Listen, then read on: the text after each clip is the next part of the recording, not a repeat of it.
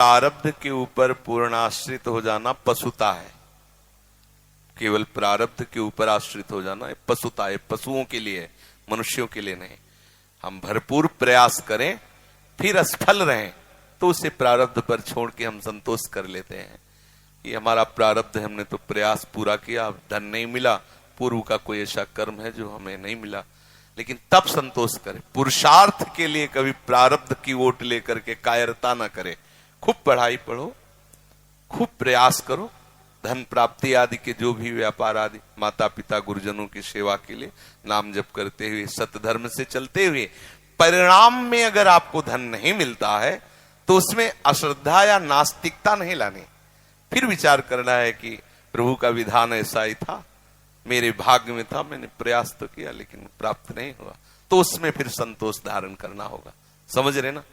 क्योंकि हमारा प्रयास अगर नहीं हुआ और केवल प्रारब्ध को लेकर बैठ गए, इसे कायरता कहते हैं। ये कायरता रूपी दोष नहीं आना चाहिए।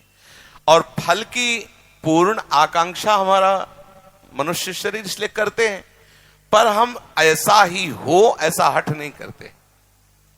भगवान ने कहा कर्मण्य वाधिका रस्ते मां फलेषु कदाचन। पर जीव का स्वभाव है कि वो बिना फल की आकांक्षा के कर्म करना नहीं चाहता, इसलिए वो बंधा हुआ है। पर यहीं से प्रारंभ करें साधना, हम कर्म करें, हमें फल की आकांक्षा है कि धन मिले। यदि वो नहीं मिलता फिर विचार करना चाहिए कि कोई प्रारब्ध है, कोई भगवान का ऐसा विधान है जो मेरे को क्रिया करने पर भी उसका लाभ नहीं मिल रहा है, जैसी प्रभु की इच्छा। निराश ना हो, हताश ना हो, पुनः प्रयास करें। वस्तुतः वो विजय को ही प्राप्त होगा पुरुषार्थी।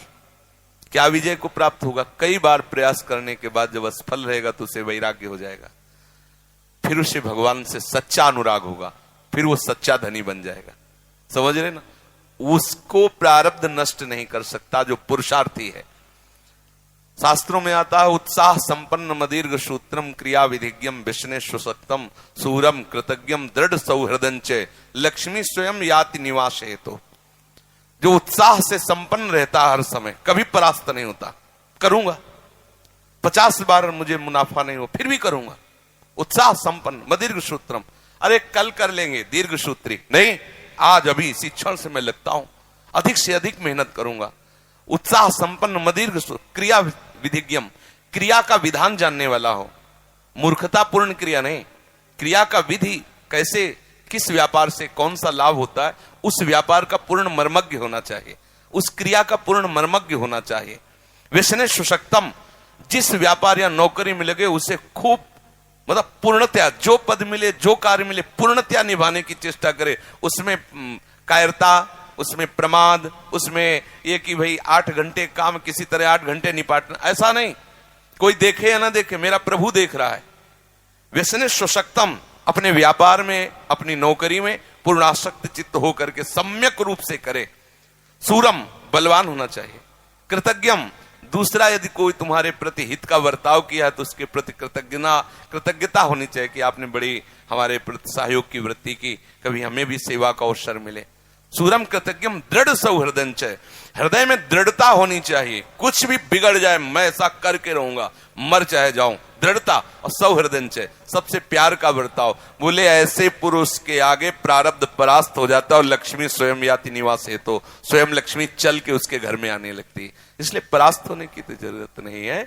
अगर कहीं परिणाम हमें कई बार निष्फलता लगती तो हमें फिर भी निराश होने की जरूरत नहीं, हम उत्साह संपन्न होकर लगते रहे। जैसे आप पढ़ाई पढ़ रहे हो, मान लो फेल हो गए, तो कुछ बच्चे ऐसे हैं जो अल्पज्ञता के कारण वो विचार करते अब तो फेल हो गए। माता पिता भी ऐसे अल्पज्ञ हैं कि उनको मानसिक टॉर्चर करने लगते, इतना पैसा लगाया तुम फेल हो गए, तो वो बच्चे आत्महत्या करने के लिए उतारू हो जाते हैं। कभी भी ऐसा किसी को भी नहीं करना चाहिए। अगर अपना बच्चा फेल हो रहा है तो उसे प्रोत्साहन देना चाहिए, कोई बात नहीं, इस बार फेल हो गए तो आगे जरूर पास हो गए। वो बातें छोड़वाओ उसकी, जिससे उसकी पढ़ाई में विरति हो रही, पढ़ाई में वो चित्त नहीं दे पा रहा, वो दोष छोड़वाओ, उसको पढ़ने का प्रयास प्रयास करवाओ, अगर वो फिर भी फेल हो जाता है तो फिर भी प्यार करो। ऐसा करने से हमारा उत्साह बढ़ता है। हालांकि अगर विरोध भाव आ जाता है तो आजकल जैसे सुनने को मिलता है कि बच्चे आत्महत्या आदि ऐसे दोषों से, बहुत बड़ी हानि का विषय। कभी इतना निराश ना हो जाए कि जीवन से निराशा आ जाए कि मम्मी पापा इतना मेहनत करके अर्थ कमाते हैं और मैं उसको पढ़ाई में खर्चा, पास नहीं हुआ, अब क्या करना चाहिए, अब तो आत्महत्या कर लेनी चाहिए। ऐसे विचार कभी नहीं आने चाहिए, समझ रहे हो ना। क्योंकि आशा हमारी कभी टूटे ना और निराशा कभी हमें परास्त न कर पाए, ये बात जीवन में हर एक व्यक्ति को ध्यान रखना चाहिए, संसार में भी और परमार्थ में भी। हम जिस मार्ग में चल रहे हैं भगवान हमें सहयोग देंगे, हम पूर्णतया उसमें प्रयासरत रहे और इसमें निष्फलता भी सफलता होगी। प्रयासवान पुरुष कभी भी परास्त नहीं होता, उसका फल होता है। जैसे आप बहुत बार इस सब करके हार गए तो आपको वैराग्य हो जाएगा और पूर्ण आश्रय भगवान से हो जाएगा, क्योंकि आप सच्चे हो ना। तब आपको लगेगा कि प्रभु क्या आपकी कृपा में कोई कमी है? ना, तब तो कृपा सच्ची मानिए। जिस समय अंतःकरण से प्रभु के आश्रित होगे उसी समय कोई ना कोई ऐसा मार्ग निकल आएगा जिसमें आप पूर्ण सफल हो जाओगे। प्रयासरत पुरुषार्थ करने वाला पूर्ण निष्फल कभी हो ही नहीं सकता।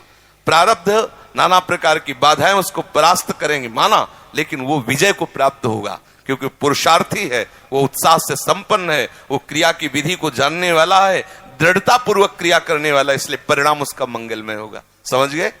पढ़ाई में भी और व्यापार में भी लोक में धन की आकांक्षा होती है, आकांक्षा करना कोई पाप नहीं है, क्योंकि इस व्यवहार मार्ग में धन की आवश्यकता होती है, पद की आवश्यकता होती है, जिससे परिवार का पोषण, समाज की व्यवस्था चलती है, तो कोई दोष नहीं है। कामना करो और उसके अनुसार कर्म करो, परिणाम ना मिले तो भगवान के ऊपर ऐसा मान के कि कोई मंगल विधान है, कोई हमारा ही प्रारब्ध है, संतोष धारण करो, फिर अगला प्रयास करो। कभी अपने को निगेटिव भाव में ना खड़ा करे। समझ रहे?